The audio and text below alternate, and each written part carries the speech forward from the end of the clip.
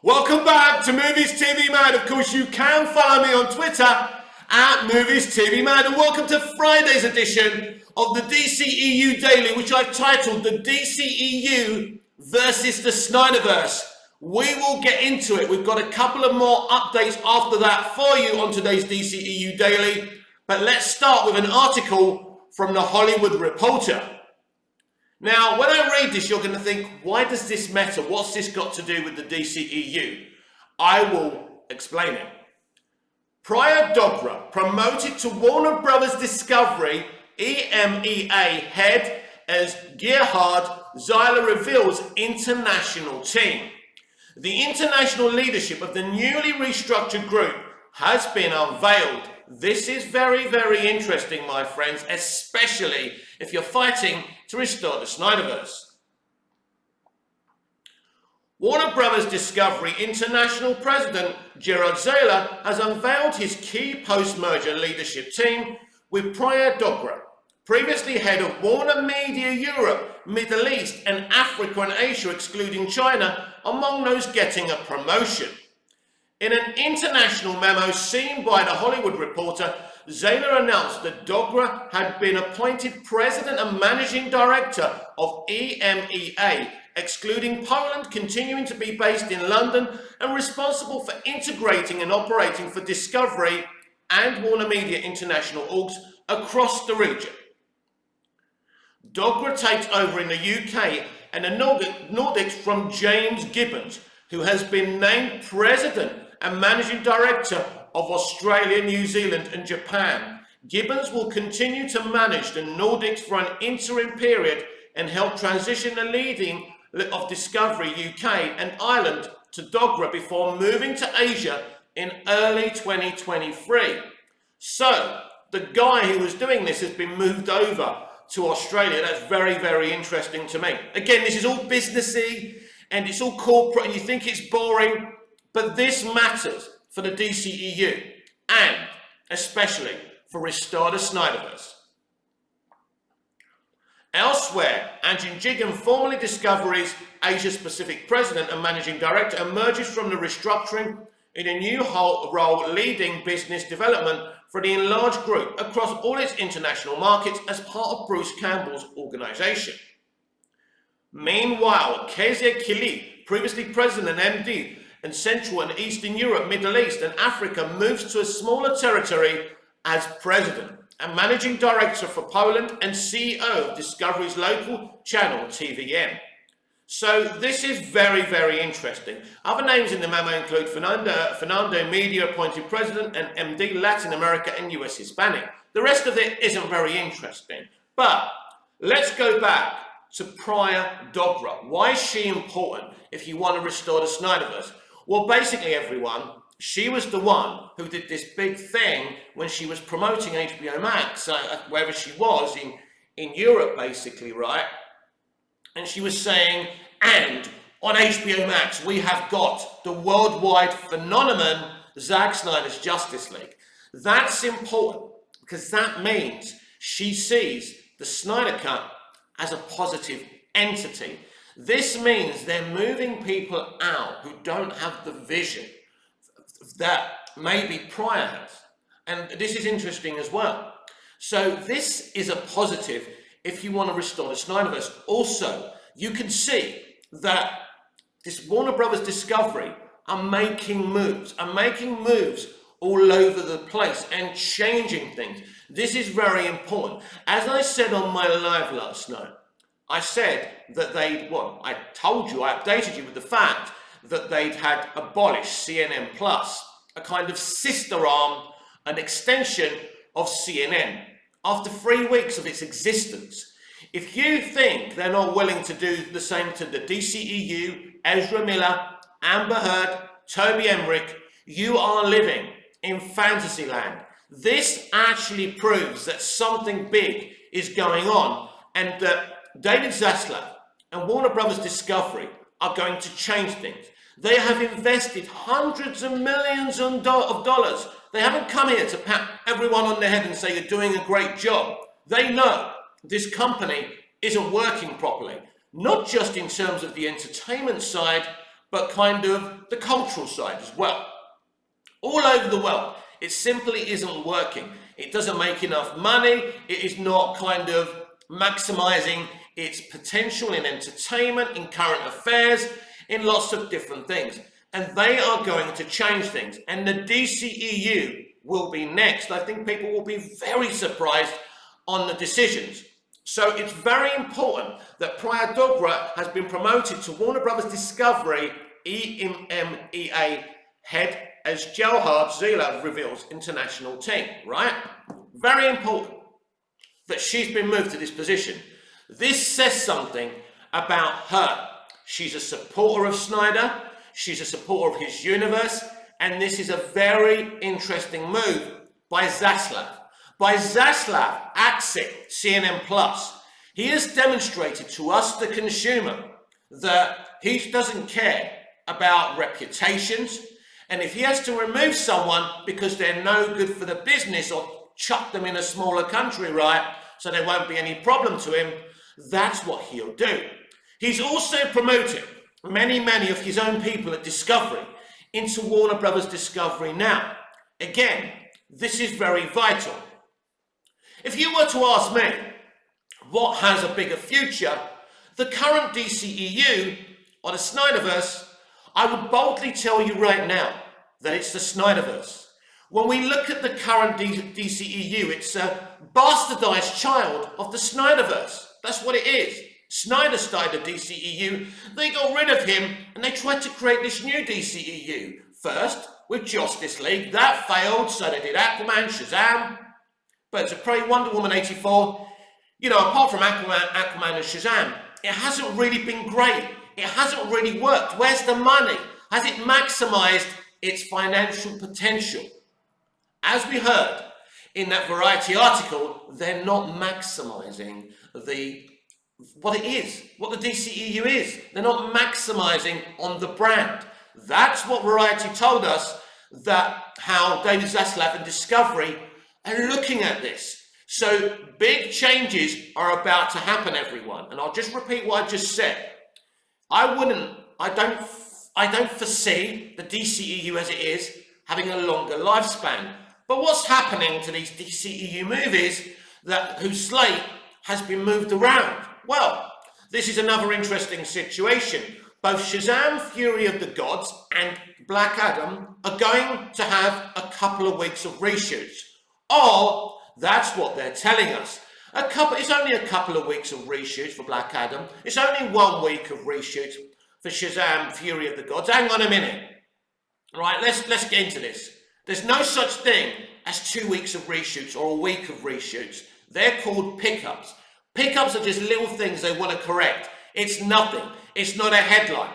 These are not pickups. These are reshoots, but they're going to last for more than a week or two. I believe they're going to try to connect Shazam, Fury of the Gods and Black Adam more extensively to make them connect like they should have done from the beginning, because Shazam and Black Adam are connected. It's part of a universe that originally they didn't seem that interested in connecting. Well, now they're going to connect them. That tells me that Black Adam and Shazam, Fury of the Gods will release on their dates, and they're confident about fixing this. Also, I believe they will chop off any connection to Walter Hamada's multiverse strategy in both Black Adam and Shazam, Fury of the Gods. I think that's what's going to happen. So, what does this mean for Aquaman and the Lost Kingdom? What does this mean for the Flash movie? It means they're in trouble. Aquaman and the Lost Kingdom, I'm sure, is a beautiful movie, but ultimately Amber Heard's in it. That decision is the decision that is going to cost James Wan and that movie at the end of the day. So I think that film will have to recast, if it even goes ahead, we'll have to recast Amber Heard as Mira. I can tell you now that my good friend Emilia Clarke is being eyed to replace Amber Heard as Mira. This is a fan pick. This has been a fan casting for a very, very long time. And I can tell you they are looking very seriously at doing that. Nothing will be decided until the libel trial between Johnny Depp and Amber Heard, whatever way that goes. She's history. I believe that Ezra Miller is also history. So, you know, Warner Brothers Discovery will prove themselves in these decisions in being a very aggressive company to do what is ever necessary to reach the maximum financial potential for DC live action, because DC is the most profitable thing potentially that they have. And they're not going to allow this DC live action universe to continue to be the laughing stock of the industry. So dramatic things are about to happen. So we are getting extensive reshoots for Black Adam, Shazam! Fury of the Gods. Those movies will be more connected when you see them. So it's very, very interesting. Can't wait to see them at the end of the year. The Flash movie, from what I've been told, and Aquaman and the Lost Kingdom, I'll repeat, are in trouble. I expect it. Look, I don't know what's going to happen to the Flash movie, but I think Ezra Miller and Amber Heard are history. So there's nothing certain about those films. Will they recast the Flash and reshoot that movie and delay it further? I think that's a huge possibility. And Amber Heard will be history. Now, because James Wan knew that Amber Heard was problematic and maybe something could happen, she didn't get a big role in Aquaman and the Lost Kingdom. So it wouldn't be that difficult to scrub her out and bring Emilia Clarke in. I think Emilia Clarke would be brilliant because she's already been with Jason in Game of Thrones. They've got great screen chemistry, as we already know. And Emilia Clarke is just such an uncomplicated young woman. She's such a lovely girl. She's a giggler. She's a laugh. She's so easygoing. This would make me very happy. And I know most of you would be very happy about this. So these are the things that are going to happen, because they go on to Twitter Discovery and Zaslav. They know what we're saying. They know we're not happy. So at this moment in time, the DCEU is being restructured. I still don't think its lifespan is long for this world. And I do believe that Zack Snyder's Snyderverse in the DC live action universe has more of a future than this current DCEU. And Snyder will be given his corner somewhere, I'm quite sure. But they will eventually create their own DC live action universe. But of course we know there's another situation kind of at the back then that not many people are talking about. A couple of people have asked me about it on my lives, and I'll talk about it now. So everyone's wondering why the Batman hasn't had its sequel greenlit. And I think it's important to understand this situation. Could it be that there was never going to be a Batman sequel? And actually, the first film was a launching pad for Matt Reeves' The Batman HBO Max universe with no more movies. Is this a possibility? Is this something that maybe Matt Reeves would prefer? Maybe he doesn't want to continue doing them as films, and he's already spoken about an Arkham series and a Penguin series. Are these actually the sequels? Rather than spin-offs, these are sequels, and we'll get different versions, different shows, different spin-offs of this movie on HBO Max, and there won't be any more movie sequels. I think this is the direction we could be going, because as soon as that film was released, they were talking about the spin-offs, but there's been no word on the Batman sequel. How would you feel if there's no Batman theatrical movie and it's all on HBO Max as TV shows and spin-offs? Would you be angry, frustrated, or excited about that? Let me know in the comments below.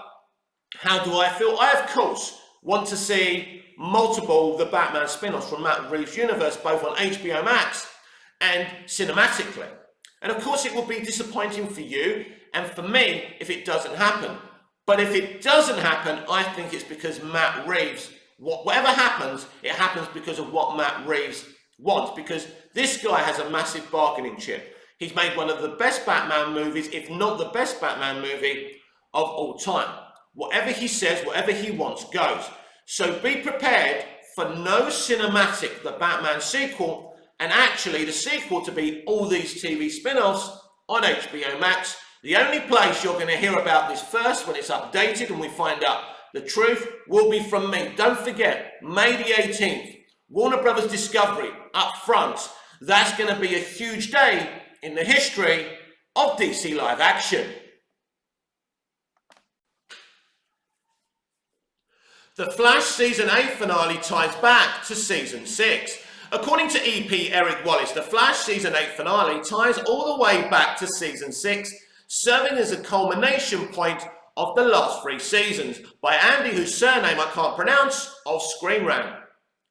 The Flash Season 8 finale is going to honour the past 3 seasons, including Season 6. According to the showrunner, this season of The Flash has been one of the biggest ones yet, starting with the 5-part event Armageddon last fall. While not a traditional Arrowverse crossover, Armageddon did feature multiple heroes and villains from the other shows as part of a massive Barry Allen storyline. Since The Flash Season 8's return in 2022, the DC drama has gone into a supernatural horror-themed arc, which resulted in Deathstorm serving as the latest villain.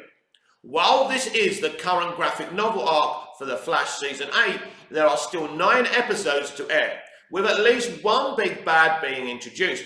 The show is currently in the midst of filming its last installments of the ongoing season, with the latest episode airing on Wednesday, June the 29th. As usual, details are being kept under wraps regarding the Flash Season 8 finale, which is expected to feature some familiar guest stars. Past seasons of The Flash have always tended to end with a major bang, so there's a lot of anticipation for the June finale.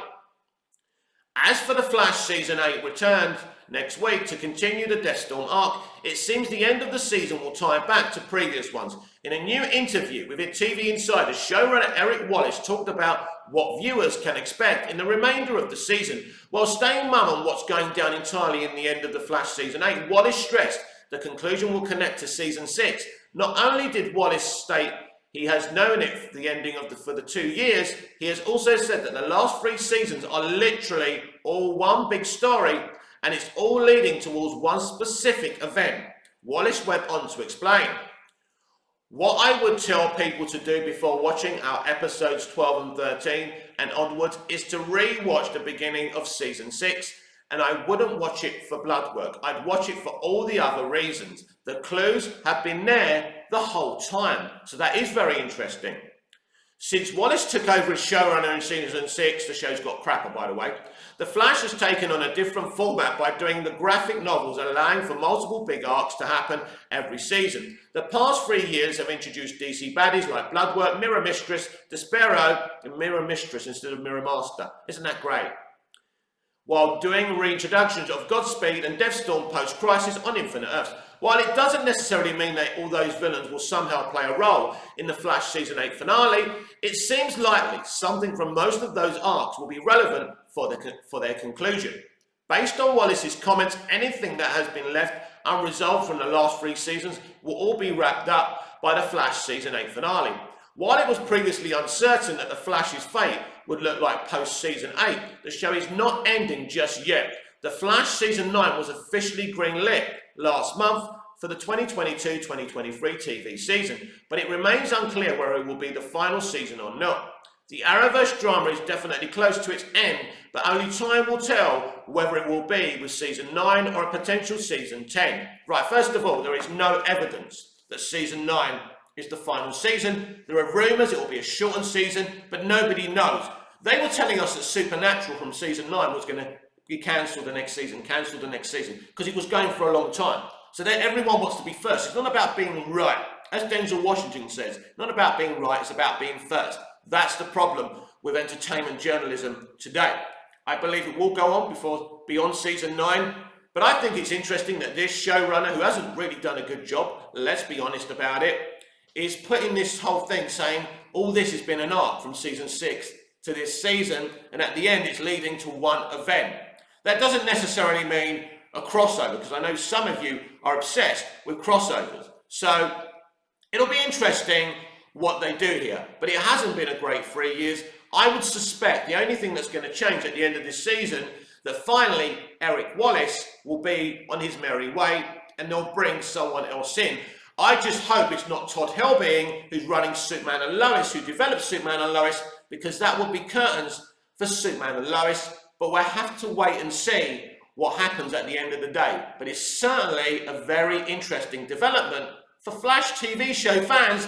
At least Flash TV show fans, you've actually got a live action universe. You're part of a franchise The Flash movie actor has been in BVS for a split second. He was in Justice League, which he was represented so well, by the way, in Zack Snyder's Justice League. And his career as the Flash now seems absolutely over. The Batman's James Chinlund, the production designer, has spoken about the design of the Batcave in the Batman movie and its inspiration. So I thought you'd all be interested in hearing about this finally today. If the Wayne family built this tower in the 20s, what would be below this tower? That would offer an opportunity for a cave. There's an underground train station at the Waldorf Astoria in New York. The myth is that there's a train parked there all the time, and the idea is that whenever the president is in town, if there's ever an emergency, he has to get out of town. They could take him through this secret tunnel at the Waldorf and get him out of town discreetly. Interesting. I always loved that idea and thought it was so romantic. So I thought about the idea that if you were the Waynes and you had created this city, you would probably have your own secret train terminal under the tower. This is actually a really good idea and a great concept, wonderfully executed by James Chinlund, Matt Reeves, and all the production team, you know, whose names we don't even know, who get unspoken about. And that's a shame because there's some very talented artists who make these movies. So I absolutely adored the Batcave in the Batman. It's probably my favourite Batcave, and there's been some amazing Batcaves, there really has. But I really like this one because it's so simple. It's so drawn back. It's like the film. Aesthetically, the film isn't trying to create this stunning kind of Dick Tracy, Tim Burton thing, this fantasy aesthetic. It's trying to be more like the comic books rather than this kind of, I'm going to say the word grotesque, but I don't mean it in a horrible way, this grotesque, you know, piece of fantasy. It's not Wonderland. It's not Wonderland, basically. It's more taken from the artwork of the comics, and I think that's very, very interesting because the Batman is pulling it up right now. In movie theatres, on HBO Max, record-breaking views, no surprise there, no shit Sherlock. This is a very, very popular version of Batman, and whether we get a cinematic sequel as well as these multiple spin-offs, or whether they're just spin-offs on HBO Max, Matt Reeves' The Batman Universe will continue, and I assure you of that. And just remember, whether I'm live or doing pre-recorded videos, I'm here to update you about this stuff. I may not always go live. If I don't go live, then I will be here with you daily with the DCEU Daily, so don't worry about that. And of course, when there's something to talk about, we will always be live to get your reactions and I will answer your questions. So, this has been the DCEU Daily with me, Mick, your host with the most. Just ask your girlfriends and your wives. Please like, share, comment, subscribe, hit the notification bell so you never miss this beautiful perfection. And I will see you again in the next video. Until we see each other again, goodbye, au revoir. Auf Wiedersehen.